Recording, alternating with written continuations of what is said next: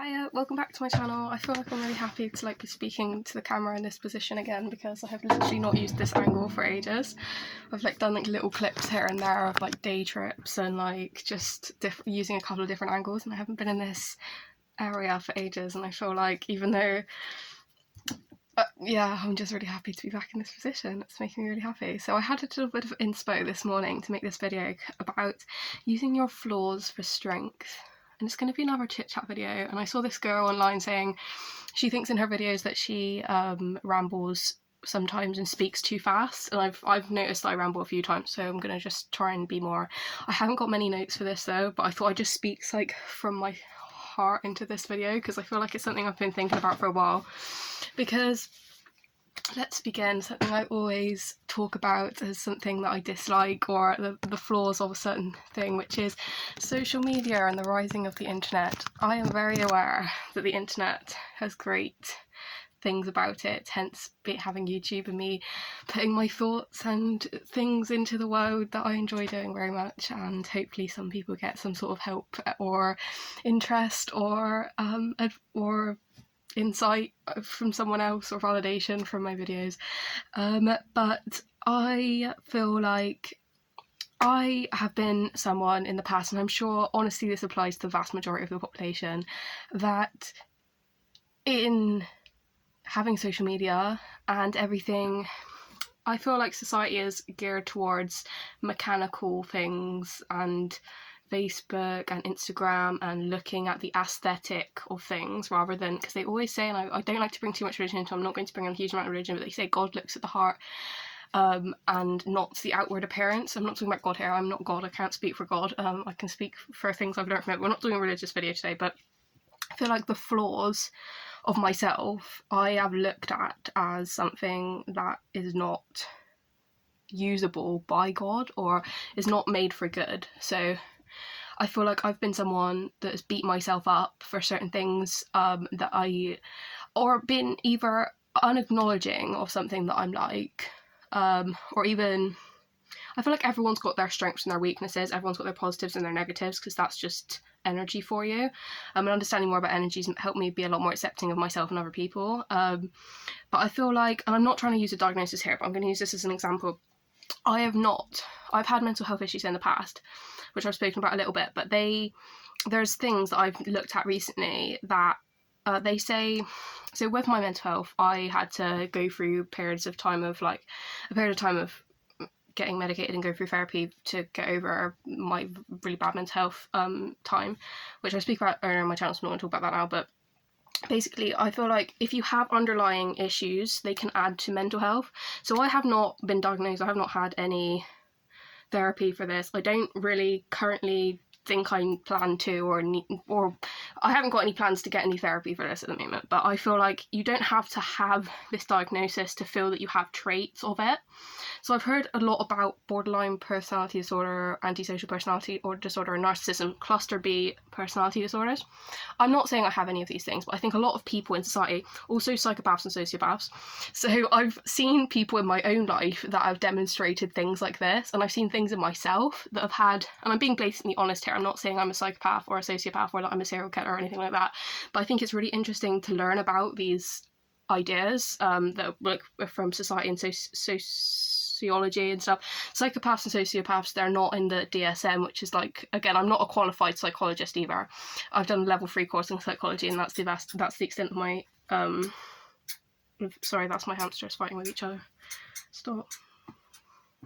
It's too hot, the poor things. Anyway, so basically, I have a couple of videos on them if you want to see, but I'm going to keep putting some up. But anyway, so yeah, basically, I'm not calling myself a sociopath, I'm not saying I have any sort of personality disorder, but I feel like a lot of people have traits. They say a lot of CEOs in life actually have psychopathic, are potentially psychopaths, because the thing about psychopaths is that they're quite cutthroat, they don't have any empathy for other people, and that can be quite profitable when you don't really care about other people, so you're happy to work them into the ground, and you're happy to do what you need to do to get your goal and get that high. Because another thing about psychopaths is that you don't like, you don't have like a thing where you basically have like a low tolerance and a low what they call arousal to certain life events, so you need like a bigger high to like get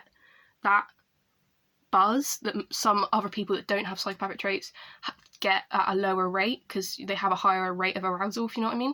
So where I'm going with this is those traits, though I don't need necessarily a diagnosis, because even as I said, psychopaths and sociopaths, they're not a clinical diagnosis, but seeing those traits in myself, and also along with narcissism, borderline personality disorder, also this thing I heard about called histrionic personality disorder, which is basically when you want a lot to be the centre of attention and you might be overly sexual. So, and also, what was the other one? Borderline in the cluster B personalities. Yeah, I think that was it. And antisocial personality disorder. I always think, especially going through the mental health system, the more honest you can be with yourself, the better, about yourself and other people. So it's like, I don't necessarily need a diagnosis for these things because I can see them in myself and other people and be able to cope with them. I feel like myself, potentially. I'm always just someone to say, like, therapy's always going to be there. Like, I can always go to therapy if that's something I need to do. But having, like, a past of therapy has sort of, I hope, taken me to the point where I won't need much more of it because I'm quite self-aware now.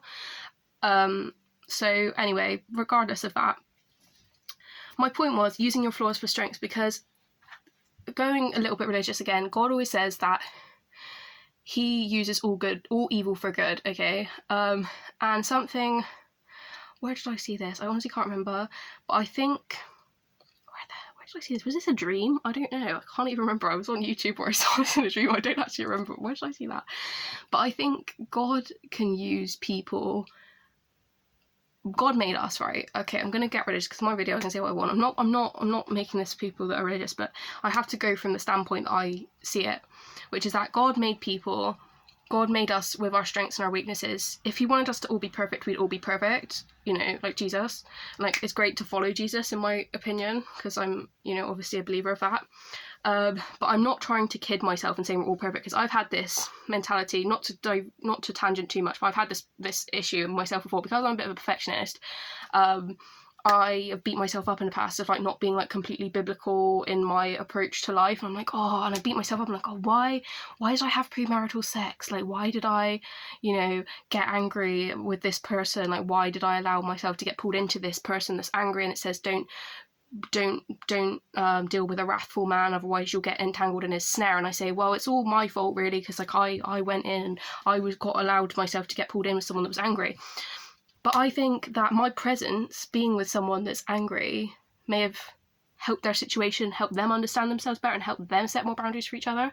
So as much as the guidelines of the Bible are always relevant and always true, I feel like you've got to follow your own path in life. You've got to have your own relationship with God, or if you don't have a relationship with God, you've got to live your own life, and like not look at something. I heard someone say the other day, don't live off theories, live off your own experience. And also don't beat yourself up for your flaws. I've noticed that if I didn't have potential traits of, you know, having a low arousal to, you know, anger, and having like quite a, what's the word? I mean, what can I use for this? I suppose if you could say that I had a low arousal to potentially the anger I was experiencing from someone else, they might have felt really alone because they wouldn't have anyone to deal with, you know, they might have been upset for a reason, or they had narcissistic traits, so they were, because people, at the end of the day, people are people. Yes, it's unfortunate that we're not all perfect. I mean, it's not unfortunate. Who am I to say that it's unfortunate? People are not perfect, and I'm being so open and honest in this. From my perspective, and I can only speak from my perspective, but I feel like people beat themselves up more so these days, because when I was younger, I remember even that people were how they were, and it was accepted in society, whereas now everyone's got a diagnosis. I'm not saying that mental health awareness is bad. I'm not at all saying that, because I have gone through the mental health system and I needed that at the time for other reasons. But I feel like society is much less accepting of maybe being behaviours related to those things. I feel like there's an excuse now because of mental health. Okay, right, I'm gonna just, like, there's not an excuse. Mental health is great. The spreading of mental health is great. I'm not saying anything about excuses. I completely take that excuse thing back, because I don't even know where I was going with that. But what I mean is, society is less accepting of people and their flaws, I feel like, these days, because of the perfectionism that comes with how we're conditioned with social media and what, like, that's doing to us. I mean, not getting too whatever, but social media, like, does obviously bring up this idea of perfectionism. And as I said, like, there's lots of situations that I've gone into where God has used those flaws or things that you could see as flaws as something to make me more resilient in a life situation. So I've been able to look after myself, because at the end of the day, we're made for survival. We're made for preservation of ourselves, like, regardless of societal norms, of even, like, any sort of, because I always think, I look at it from a level of God's all the way up here, he's the alpha, the omega, whatever, omega, like, alpha of life and, like, a completely different entity. And then you've got people's levels, which come with, you know, mental health and stuff. And not to say that mental health isn't completely 100% valid and needed in the world, I'm not saying that at all, but obviously God works in mysterious ways. And I feel like things that I've potentially have put me in a place where I've developed mental health issues. I mean, I think the vast majority, anyway, I'm not going into my mental health right now, it's completely irrelevant, I have separate videos on that, but God can use you for certain things. And I feel like it's even going down to people, like, and this is really kind of something that I haven't had personal experience with, but I've had some experiences with. They say a lot of people with antisocial personality disorder, aka psychopaths and sociopaths, not all of them, but, like, they say antisocial personality disorder, which is, I don't know if I can be bothered to go into all the criteria of that, but basically people that don't like rules, they don't like society, they kind of don't see themselves as someone to adhere to the rules, and they don't adhere to the rules. I mean, I could honestly put myself slightly into that category for, like, a lot of things. Like, I don't like it when people follow each other like sheep. I feel like it's always been something that grated on me, and looking at that was a sign of, there's this childhood thing that people have, which people are categorized until they're 18. It's something, I can't remember what it's called, but it's something that people can then go on to develop antisocial personality disorder. This is the thing, because you have traits of these things doesn't mean you have those things and that you will actually go on to develop this full entire disorder which needs treatment. Which is why I think spreading awareness is so important, because sometimes you can see these things in yourself, ignore it can get worse, and you can start blaming other people and ruining your relationships for something that you're doing. So this is why I think it's really helpful to spread this awareness, because, like, for that reason, and because people, especially with the rise in narcissism in the world at the moment, people are so easy to offload their flaws on other people, or their problems, or their stuff on other people. They don't take responsibility, because narcissists a lot of the time won't take responsibility for stuff. And I have my own narcissistic traits, and I know for a fact that they say there's a level of healthy narcissism needed in other people, and it's so true, because otherwise you wouldn't be able to function, because you'd only see your flaws. So narcissism is actually a really positive thing, I'm starting to see. It's been so demonized by the world. We say in the Bible, don't follow the world, follow Jesus. But God made us how we're supposed to be at the end of the day. And, you know, I could beat myself up all day long for having a fear of rejection, which comes in the category of borderline personality disorder, which I don't have. I don't really care to get treated for it, because I did actually ring someone up once, and I was like, I think I might have symptoms of borderline personality disorder, and they said, you can go and get checked at the GP, but it's unlikely that you'll be specified for a diagnosis, because you're so aware, and because you've, like, got all these things already, like, thought about. Like, it doesn't look like you're going to need the therapy for it. But it's not to say that you can't get it if you go private, or I could in theory go and try and look and seek it out, but I honestly don't feel like I need to at the moment.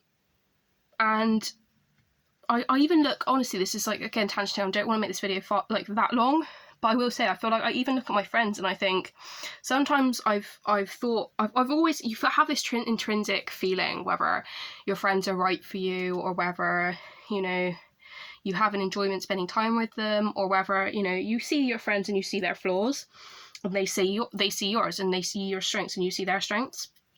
But the fact is, I look at my friends and I think, sometimes I'm like, oh, shall I even continue? Because I've got a lot of friends, most of my friends have really high narcissistic traits. Okay, that's a lie. I have a few friends that have high narcissistic traits. I have a few friends that, you know, potentially just there's a lot of flaws in my friends, there's a lot of flaws in myself, and they probably have crossed their mind whether they want to be friends with me because of things that I've done that maybe they don't like.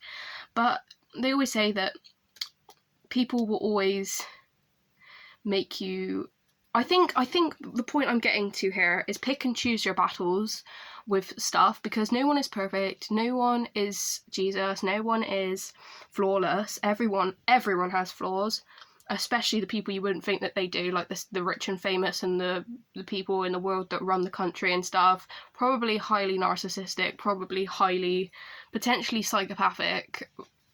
Some of them, I'm not talking about the government, potentially. I honestly don't know, but they say a lot of CEOs are psychopathic, I've heard.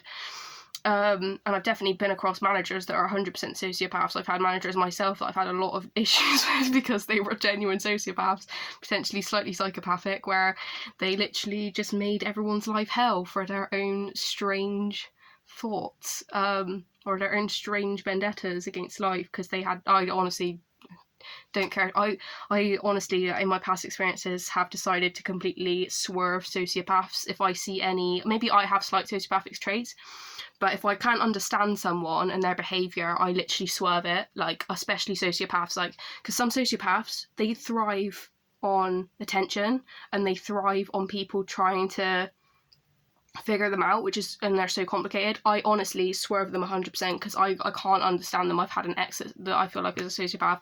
It's not something I want to go into because I feel like, looking back, there was positives with the relationships. There's always positives, there's always negatives. But I try my best to swerve, or I just swerve sociopaths now, because they're not